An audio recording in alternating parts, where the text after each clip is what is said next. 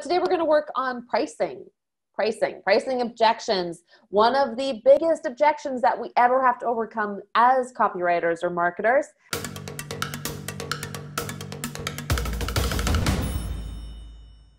So Andrew Yedlin, Andrew, if you're here, hello. Andrew did a really awesome post for us last week. It was many months in the making, but it worked out really well. I love it so much. It's on copyhackers.com right now. It is all about how to write a SaaS website, but it's really talking about home pages, some targeted pages as well, but a lot. Yeah, Marianne says epic post. I know, great post, says John, totally. But what we didn't talk about in that, because it's such a big topic, of course, is how to write a pricing page. And now we're going to be talking about countering price objections today. And that doesn't only mean working on your pricing page.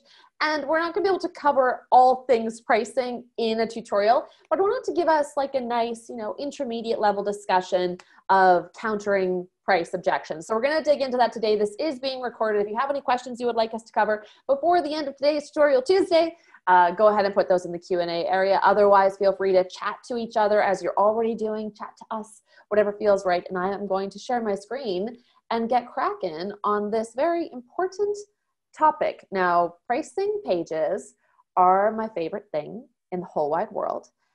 As a conversion copywriter, I naturally really love working on anything that is so closely tied to getting a conversion. It's probably why I loathe home pages so very much, because they're so far, in most cases, from getting an actual paid conversion. Unless they act like a long-form sales page, which we can talk about another time. Okay. We want to counter price objections. That's what we're going to talk about. So I'm going to talk about 3 different ways to counter price objections today. And then part of the third way is including these 5 persuasion techniques. So there's a lot of numerals on the page, but what really matters here is we're talking about countering price objections. So know that price is always the objection. So it's almost worth like disregarding in most cases. That's like kind of my take on it. People will always have price objections. When you're going through the data, when you're asking people like what kept you from, or what would have kept you from, which is a terrible question to ask, but like what kept you from buying, what almost kept you from buying, what got in the way for you, price will come up really regularly. And if you're used to interviewing for this, then you'll want to be able to push past that and ask like the next layer, because what's really going on is it's not actually typically an objection. If you're buying a Porsche, you want to buy a Porsche and you've got Toyota Camry money, then price is an objection, but it's like a legitimate objection there. In most cases, we're not selling $200,000 cars. We're selling, we're moving someone from spending $40 a month on something to spending $80 a month on something. And that's where the real objections typically are. But how do we actually get them to the point where they don't care so much about the $40 they've been spending and they start to see $80 a month as a far better investment? That's the kind of thing that we need to do as copywriters, as marketers, as people who are running businesses. And that includes you. If you're a freelance copywriter, you have major price objections very often, and that's in hiring you as a freelance copywriter, because there are others out there who will charge very little money and make the rest of us weep and just want to like hide in a corner. But we have to be really good at overcoming those objections. Now, the first way to do this is, of course, to increase the perception of value. The more value it feels like your solution has, the less people think about price. We all know this, right? But how do we actually do that? Now, there are so many ways. It's basically all the ways that we write copy, all are meant to help increase the perception of value in one way or another. Some ways are very direct. Others are indirect, right? So like how things look and feel, how the brand sounds, if it sounds expensive, if your word choice is leaning toward things that feel more expensive for your audience without like leaning heavily on like luxury and crap like that. I'm not saying that, but like going really minimalist or maximalist. So we're going to get into some ways to increase the perception of value. Now, this is basically your whole job as a copywriter, to increase the perception of value of the thing that you are trying to sell. It definitely requires that you know the product. So I know a lot of copywriters, sadly, will write for a product that they don't know that well. And that's not always the copywriter's fault. When I worked writing copy for QuickBooks and TurboTax, I could write a lot more easily for TurboTax because I used it. It wasn't, I know what like those moments are in using the product. I knew it very, very well. I wasn't a business owner at the time. Using QuickBooks would have meant nothing for me. I didn't at the time know what a small business owner was going through. And so you rely a lot on research, of course, understand that, but that doesn't help you know the product. So it's the more you can know about the product, the more you can increase that perception of value. So wherever possible, if you're a freelancer in particular, make sure that when you say yes to working with a client, you also don't start working with them until you have received a copy of their product. That means sign-in details if you're writing for their SaaS. It means if you're selling a water bottle, they ship you the water bottle so you can try it and experience the whole thing. Know the product, document the product. You're going to need that in order to do some of these things. So I don't know who knows about the value prism here. We talk about it sometimes, but we don't talk about it enough. There's so many things that we talk about on repeat, like voice of customer data, which is great and very, very useful. But there's so much more that we don't ever get a chance to talk that deeply about.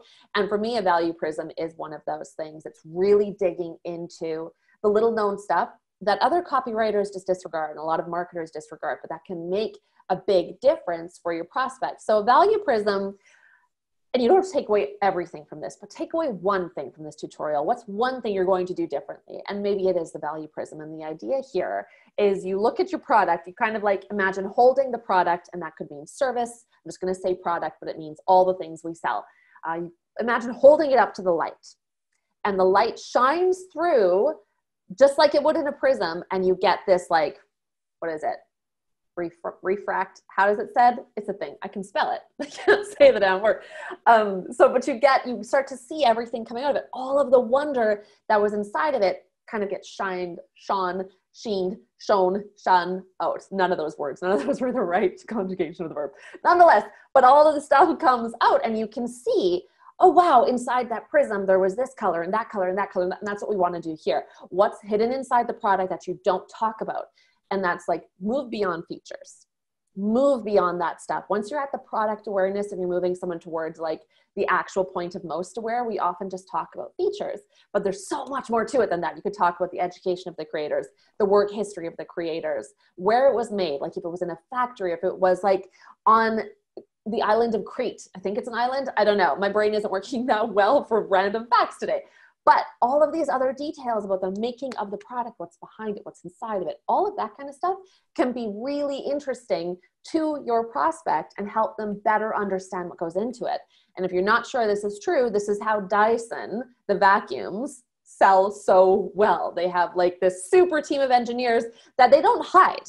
They talk openly about their patents, about everything that goes into something that is otherwise just a vacuum. So you can sell a vacuum for $1,000 in a market where most people would rarely spend more than $200 because you increase the perception of value by really having like a prismatic look at the value. Showing here, this timeline of growth showing below is from Basecamp's pricing page. This is, I think it's at the bottom of their pricing page. And this shows the timeline of their growth. In 2004, they had just 45 paying users. 16 years later, they have 3.3 million accounts signed up.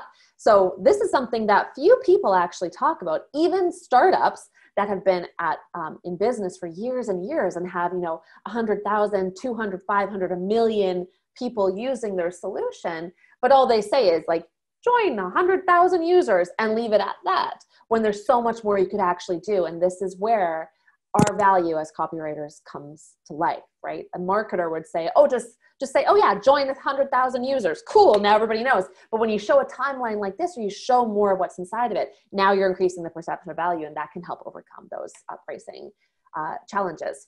Do the actual math. This is technique number 2 of the 3 that I promised for you. Do the math on the page. We have done this repeatedly, but Basecamp, I wanted to stick with Basecamp as an example here. We often assume that, oh, people just remember. People will just do the math themselves. They'll figure it out. No, and no, never. People almost never, even really like when you think like, oh, but I'm targeting engineers or astrophysicists or people who are more likely to be very logical, let's say, and do the math themselves. No. Never expect that your prospect is going to do any level of work to help you with your job. Your job is to help them understand the value so that they say yes.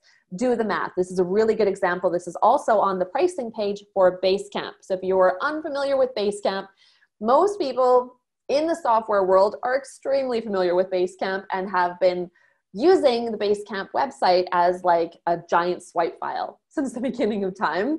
So if you're not familiar, go over, reference Basecamp the way maybe you already do reference apple.com and things like that. Do the math on the page. Help people really see the value. $99 a month flat versus all of these other things off to the side. When you do the math on the page, people who are considering your solution are far more likely now to make a more informed decision toward the yes. Okay, so those are two techniques.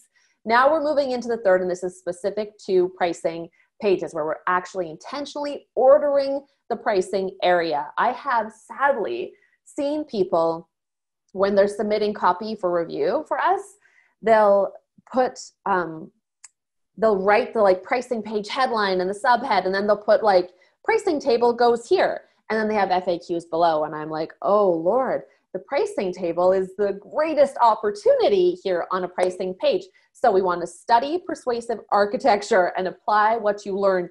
It is not that hard to study this simply because there's only so much information out there, and you can become pretty smart on the subject pretty quickly just by like taking a week. Let's say if you want to write for SaaS anyway, take a week, and that doesn't mean 40 hours. That means like 3 hours a day where you're going to go study something else about optimizing pricing pages and pricing tables. You can do this. I mean, you can just take the 5 things that I'm about to show you right now and just dig deeper into them. Okay, so let's talk about intentionally ordering the pricing area. Step one technique you might be familiar with already is the Goldilocks Principle. This means this is like the, you know, good, better, best kind of thing. But what's really happening here with the Goldilocks Principle is you have an odd number of options, 3 or 5, typically not 7 because that's a lot for your brain to have to deal with. Oh, I didn't mention this on the last one. I just kind of glazed over it. Hang up. One of the most foundational principles here to keep in mind is that the lizard brain, that's what we're typically tapping into a lot of the time. The lizard brain loves to create option sets, okay? So it loves to take a big group of something and figure out ways to whittle it down to a smaller group that it can make really easy sense of. So your lizard brain feels safe when it eliminates options and tries to just compare 2 against each other. So when you think about it that way, know that it can get very overwhelmed with too many options. But if you give that lizard brain a few options where it can cut options away, that's actually a good thing in decision making. Having the ability to say no to something helps it focus in on what to say yes to. So when we're talking about this, the Goldilocks Principle here, we have 3 or 5, right? And we want to, of course, optimize for the just right option. So not too soft, not too hard, it's just right. And that's typically the one in the middle. So of course, and a lot of us know this, right?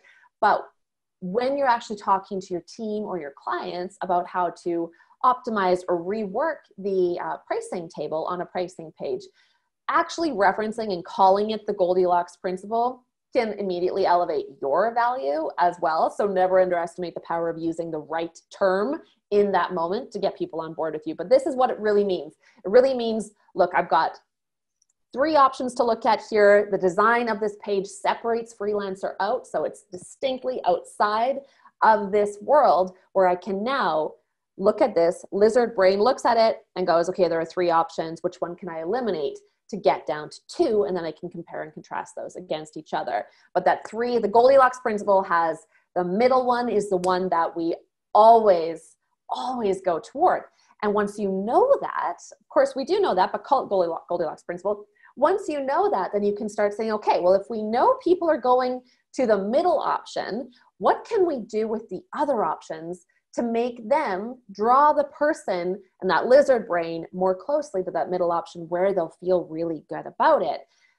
And we'll get into that with the 4 other techniques. So we've also got the Ugly Jerry effect. I talk about this in 10x Web Copy. I love Ugly Jerry and Ugly Tom. If you don't know about this, go Google Ugly Jerry, Ugly Tom. It's It's a wonderful study. It's one thing, you'll love it. So what's really happening here is we have Ugly Jerry is about taking 3 different groups, 3 different options in a single set, just like Goldilocks Principle. But when you're trying to get someone to choose one, and this is what persuasive architects actually do. Persuasion architects go in, and that's our job too, go in and say, okay, which one do we want to sell? So we want to sell standard right here, what you're looking at right now. We want to sell standard, that's the one to go for.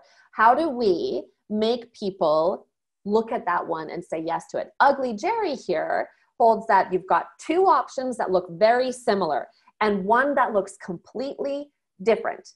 And the one that looks completely different is the one that the lizard brain knocks away and says like, no big deal, don't worry about that one. We're only going to look at these 2 that look very similar.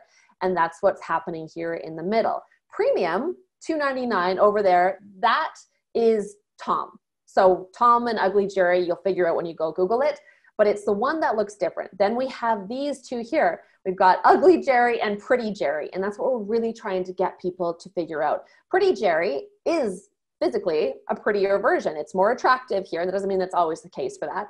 But this option is the one we're trying to make look good. So next to it, we put one that looks similar, but not as good. So this becomes our Ugly Jerry. Essentials is Ugly Jerry. Standard is Pretty Jerry. And then this one over here, we totally disregard. You could actually just put anything there. And the job of this one, Premium, is to make you look at the other ones. That's the whole way that the Ugly Jerry effect works. Rarely do we see people actually do the most expensive one as Ugly Tom. More likely, as Tom, more likely you would have some like 2 most expensive ones be the ones you want to compare side by side. But you can talk to your client about that when you do that. Okay. Primacy effect is also at play on this same page. So we have primacy and recency we're going to talk about too. Primacy, the first thing you see is a thing that sets your expectations for what follows. So when I land here and I see, holy shit, $2.99, that's what this thing costs. But then the very next one is $14. Now 14 doesn't seem so expensive versus if you opened with essentials at $9.99, if that was the first thing I saw. Thing on the left is typically the first thing for Western people. It's the first thing that you pay attention to. Thing on the left.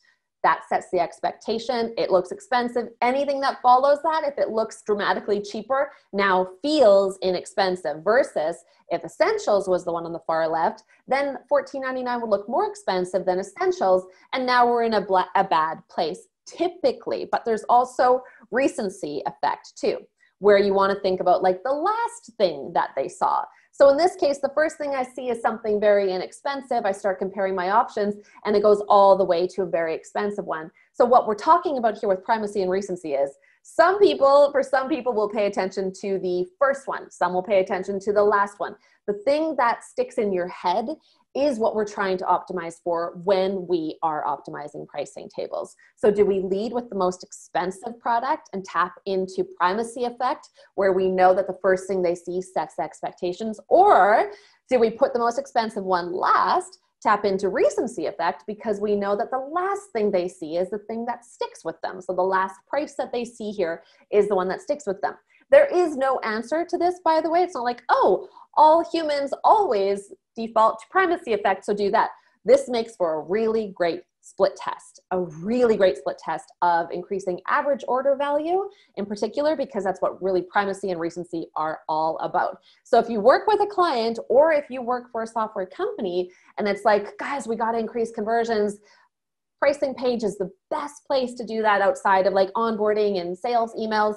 Let's go and do it. Now you can have a discussion about primacy effect and recency effect and maybe do an A/B test where your control is usually what we're looking at here with recency effect, and you test a primacy effect against it, which would really mean you open with $115 on the left and then move down from there and see which one increases average order value. It's always fascinating. You will love this test.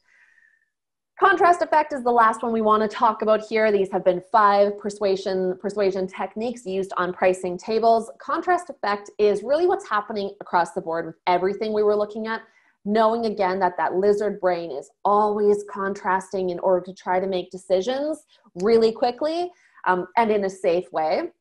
So contrast effect here, what's going on here, we already know, but we want to talk about it and use the right term for it. So they're trying to sell professional here. They're opening with the least expensive product.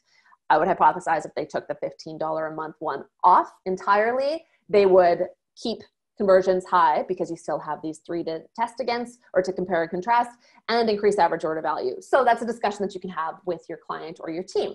But what they're doing here is they're leading with the least expensive version. They have 4 options here. Difficult for the lizard brain to figure out because there's 4. It's not easy to know which ones to eliminate. So to do that, they're more visually contrasting here. We've got these 4 options. The one that we want people to look at is the one that has the greatest contrast against everything else on the page. They could take it further, and we've tested it further, and actually make the sign up now button, which is currently blue, turn that, as you can see, turn that to an orange color or something that has very high contrast.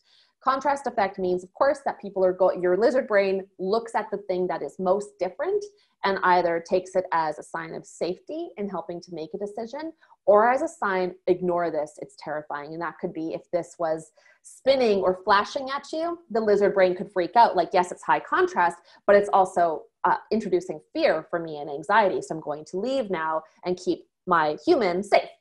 And in this case, right, so we've got it nicely contrasted here. And you could contrast it further, but you'd want to be careful not to go too far over that by like adding spinning or like a vibrating starburst or something like that that would terrify your little lizard brain. So those are the 5 techniques. We also want to just finish off this tutorial. It's a big subject. That's why there's 25 minutes in, but we want to take their mind off their money too, right? It's very easy. Especially if you're somebody who is conscious of what things cost in your own life, it can be easy to think like, oh, wow, no one's ever going to spend this much money on something. No one's ever going to spend $1,000 on a course. Why would they do that? People do this. So you have to take your own mind off money, but also take their mind off their money, right? Let's do our best to de-optimize money on the page. So that means remove dollar and currency symbols from the price of the thing that you're actually selling.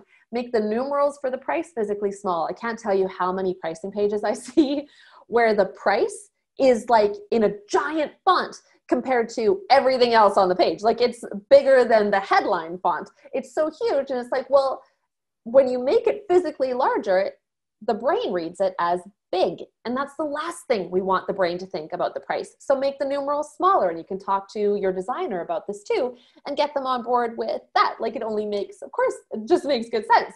Make the color, the weight, etc. for the price font unremarkable, by which I mean sometimes people will put a different color on for the, like it's $97 and everything else on the page is blue and white. And now they make it like the color green. But don't draw attention to it. We don't want people thinking about money on a pricing page. It sounds counterintuitive because, well, they're here for the price, but they're really here in order to understand if they should say yes and what they should say yes to. Break the price down to its smallest form. This is a really old school, you know, for the price of a cup of coffee a day kind of thing, but break it down to that and see what you can do there. And then, of course, another way to optimize and take their mind off their money is to offer massive savings and a healthy refund policy for paying now versus taking a free trial. QuickBooks, actually QBO, if you go to quickbooksonline.com, or I think it's just quickbooks.com these days, you can see that you either get a free trial or you can switch it to get 50% off for paying all at once. And it's like very interesting. We are out of time here. I know there are other questions, but if you have them, feel free to post them over in the Word Workers group and we will do our best to get to them. Hopefully what I've shared with you today helps you as you think through optimizing pricing tables. It was an overview of it. There's much more, but more than anything, those conversion tricks are great at the site of conversion, but increasing the perception of value always, always, always, always pays off. So work on that. Thank you, everybody. Thanks for coming today, and we'll see you in our next Tutorial Tuesday next week, hopefully. All right, stay safe out there. Bye, everyone.